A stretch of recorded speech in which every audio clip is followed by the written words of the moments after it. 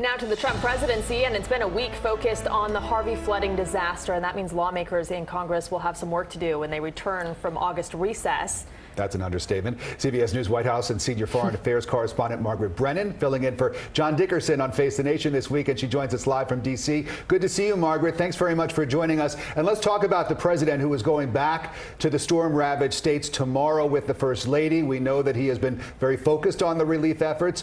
Overall, what kind of reviews is the president getting when it comes to how he's been dealing with this major catastrophe?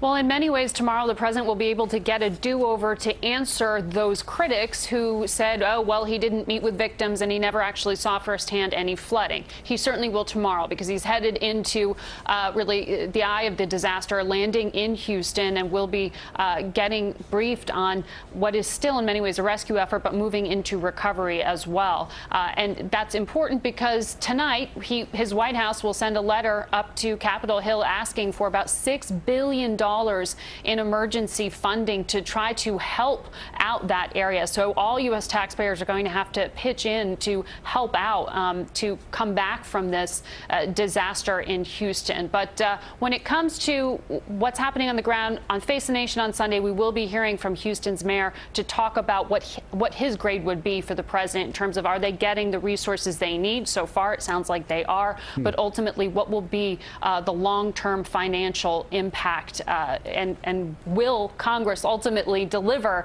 on the President Trump's request for that emergency funding? And that's a bigger, more complicated question we may not get the answer to in terms of what that'll look like by the end of the month once Congress gets back and has to look at the bill as it's written and maybe tack on a few things to this otherwise popular idea of helping the people in Houston.